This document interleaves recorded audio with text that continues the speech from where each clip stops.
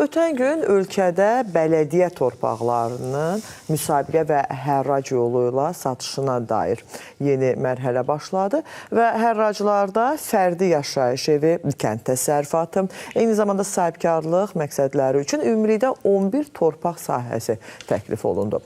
Ən kiçik sahə 100 kvadrat metr, ən böyük sahə isə 8 hektardır. Bəs proses necə aparılır? Burada açıq suallar nələrdir? Bəli, maraqlı suallardır. Günel vətəndaşların məlumat əldə etməsi və hərraclarda iştirak imkanları barədə daha ətraflı danışmaq üçün studiyamızın qonağı Əmlak Məsələləri Dövlət Xidmətinin tabeliyindəki hərracların təşkili mərkəzi publik hüquqi şəxsin hərracları təşkili şöbəsinin müdir müavini Azər Sadıqovla həmsöhbət olacaq. Azər müəllim, xoş gördük sizi. Xoş gəlmişsiniz Azər müəllim. Bu dəfəki hərraclarda bir sıra suallar var, maraq doğurur. Hərraclar hansı rayonları əhatə etdi və təbii ki, vətəndaşlar üçün onların iştirak qaydaları da önəmli məsələlərdən biridir. Buyurun.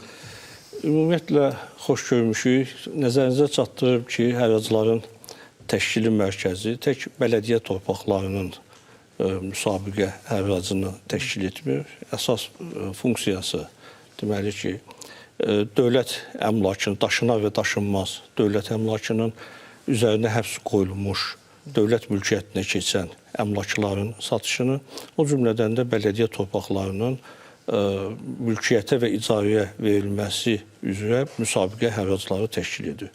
Bundan əlavə, hərracların təşkili mərkəzi müqavilə əsasında müxtəlif təşkilatlardan, dövlət təşkilatlarının sifarişi əsasında hərraclar təşkil edir və bu hərraclarda bizim Əmlak Məsələləri Dövlət Xidmətinin saytında dərc olunur və bu əmlaklara maraq çoxdur.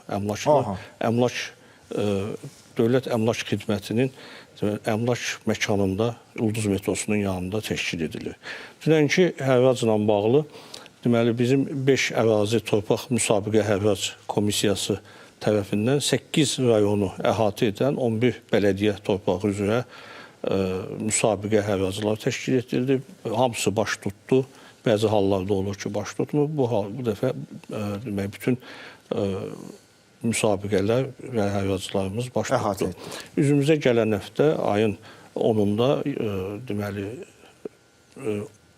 artıq 8-9 rayon üzrə 12 bələdiyyə torpağının müsabiqə hərracı təşkil ediləcəkdir. Hansı rayonlardır o, Azər müəllim? Dünən təşkil olunan hərraclarda əsasən Yevlax, Ağdaş, Astara, Kürdəmir, Zərdab, Şabran, Xaçmaz, Qax rayonlarını əhatə edən bələdiyyələrdə deməli hərraclar təşkil edildi. Bəs Azər müəllim, ümumiyyətlə bu hərraclarda iştirak qaydası necədir? Nələri özündə təşkil edir? Necə müraciət edirlər ora? Hər hansısa bir məqamlar varmı? Orada bir xüsusi nəzərə alınır, yoxsa necə? Şərtlər yəni. Deməli, bələdiyyə torpaqlarının müsabiqə hərraca çıxarılması ilə bağlı bələdiyyələr tərəfindən ərazi torpaq müsabiqə hərrac komissiyalarına müraciət olunur və onların müraciəti əsasında hərracların təşkili mərkəzi tərəfindən elan verilir. Elan, bayaq dediyim kimi, Emlak.gov.az saytında dərc olunur. Sayta daxil olmaqla nəinki tək bu hərracı, bütün hərracların hamısını görmək olar. Və hərracda, elanda sifarişlərin qəbul vaxtı, son qəbul vaxtı qeyd olunur və hərracın keçiriləcəyi yer deməli qeyd olunur. Deməli ki, elanın sonunda qeyd olunur ki, bələdiyyə torpaqları ilə tanış olmaq şəxslər müvafiq bələdiyyələrə müraciət edə bilərlər.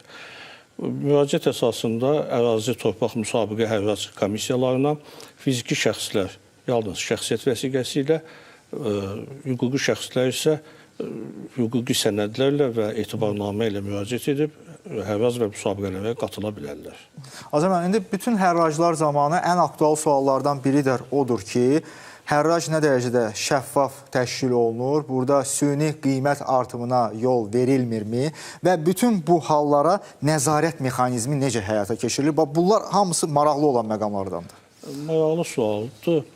Deməli ki, hərracların təşkili bütün müsabiqə hərrac komissiyalarında çəkiliş aparılır və siz qeyd etdiyiniz kimi süni qiymət artımı baş verir, olur. Lakin süni qiymət artımı baş verdikdə hərrac komissiyası deməli öz səlahiyyətindən istifadə edərək, yəni Azərbaycan Respublikası Prezidentinin təsdiq etdiyi 972 nömrəli fərmanla təsdiq etdiyi dövlət və bələdiyyə mülkiyyətində olan torpaqların müsabiqə hərrac vasitəsilə mülkiyyətə və icarə verilməsi qaydalarının 3-cü bəndinə əsasən öz səlahiyyəti daxilində qərar qəbul edə bilir. Yəni o süni qiymət artımını gördükdə komissiya qərar qəbul edir, hərracı dayandırır və o hərrac baş tutmamış hesab edilir.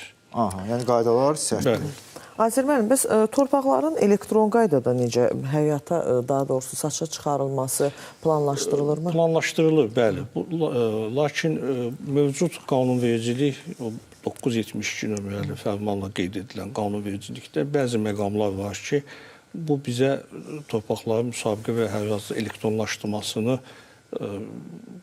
təxirə salır. Yəni biz artıq təklif etmişik, qanunvericilikdə dəyişikliklə bağlı deməli, müsabiqə hərraca çıxarılan torpaqlara beh ödənilməsi, xidmət haqqı ödənilməsi və elektron qaydanın təsdiq olunması ilə bağlı qaydalarda dəyişiklik edildikdən sonra elektron qaydada müsabiqə hərraclar təşkil ediləcəkdir. Mövcud qanunvericilikdə müsabiqə hərraca qatılan şəxslərdə beh ödənişi yoxdur. Ona görə də sizin dediyiniz kimi bəzi hallarda süni qiymət artımına səbəb olan hallar baş verir.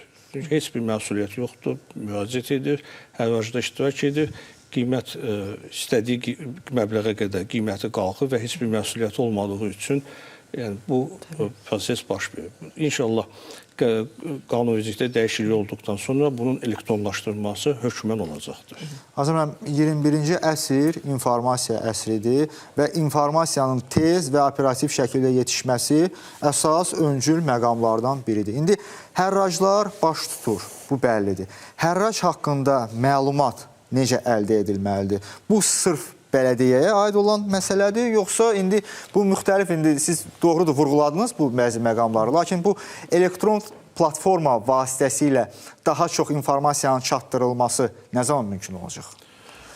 İnşallah qeyd etdiyim kimi qanunvericilik dəyişiklik edildikdən sonra bu baş verəcəkdir. Lakin onu sizin nəzərinizə çatdırıyorum ki, Emlak.Gov saytında elan dərc edildikdən sonra bir sıra kütləvi informasiya vasitələri öz səhifələrində, yəni internet səhifələrində bizim hərraclar barəsində geniş məlumat verirlər. İstənilən hərraclar barəsində və bələdiyyə torpaqlarından savayı digər deməli, daşınan və daşınmaz əmlakçıların hərracları ilə bağlı Auksion.Gov.az saytı var. Auksion.Gov.az saytında həmin əmlakçılar barəsində geniş məlumat var və həmin əmlakçılara elektron yolla sifariş verir və elektron yolla hərracda, onlayn qaydada hərracda iştirak etmək mümkündür. Azər müəllim, həmkarım Anar bir qədər öncə bu süni qiymət məsələsinə toxundu və biz ümumiyyətlə bilmək istəyərdik, tamaşaçılarımız da bilmək istəyərdik ki, ümumiyyətlə burada torpaqlarla bağlı qiymətlər necə formalaşır? Məsələn, ilkin qiymət nəyə əsasən təyin olunur? Torpaqlarla bağlı qiymət adətən deməli, qanunvericiliyə əsasən son hərrac qiymətindən aşağı olmamalıdır. Yəni, əgər hər hansı bir bələdiyyədə, indi düzdür, bələdiyyələr birləşib, orada müxtəlif kəndlər əhatə edir. Həmin kəndin ərazisində, məsələn, tutaq ki, hər hansı bir kənd təsərrüfatlı təyinatlı torpaq bu günlər 100 manata hərraca verilirsə, növbəti hərracda onun qiyməti artıq 100 manatdan yuxarı olmalıdır. Bu da torpağa artan tələbatdan irəli gəlir. Yəni, torpağın azalır, qiymət isə artır. Lakin mülkiyyətə verilməklə bağlı isə deməli, qiymətləndirmə fəaliyyəti haqqında Azərbaycan Respublikası Prezidentinin fərmanına əsasən deməli ki, bələdiyyələr mülkiyyətə verilən torpaqla bağlı qiymətləndiricilər tərəfindən qiymətləndirildikdən sonra hərraca təqdim edirlər. Bəs olurmu ki, Anar, Buyurun. Bəs Azər müəllim, olurmu ki, məsələn, qoyulan ilkin qiymətdən daha ucuz satılsın? Yox. Heç bir halda elə bir hal olmuyor. Bu hərracın qızıl qanunudur da sanki. Belediyə torpaqlarının müsabiqə ərazinin keçirilməsində yoxdur. Lakin dövlət əmlakının ərazında əgər əmlak birinci, ikinci hərracıda satılmırsa, üçüncü hərracda 10%, dördüncü hərracda 25%, beşinci hərracda 50% qiyməti aşağı düşə bilir. Lakin belediyə hərracında qiymətin aşağı düşməsi yox. Seçilmiş rayonlar olurmu və orada torpaq sahələrin hərraca çıxarılması mexanizmi necədir? Yəni, əsas meyar nədir? Burada vətəndaşın tələbidirmi əsas meyar, yoxsa orada torpağa görə mi müəyyənləşir? Orada bələdiyyələrin tələb və təkliflərindən asılı olaraq, bələdiyyələrin torpaqlarının, fond torpaqlarından asılı olaraq, ehtiyat torpaqlarından asılı olaraq. Ehtiyat torpaqları. Bəli, onlar hamısı, yəni əgər onun hər hansı bir hərraca çıxması ilə bağlı torpaq ehtiyatı fondu varsa, həmin torpaqlar müsabiqə hərraca çıxarılır. Bir də ki, icarə müddəti bitmiş torpaqlar, onlar da icarə müddəti bitdikdən sonra yenidən deməli, müsabiqə və hərrac vasitəsilə icarəyə verilir.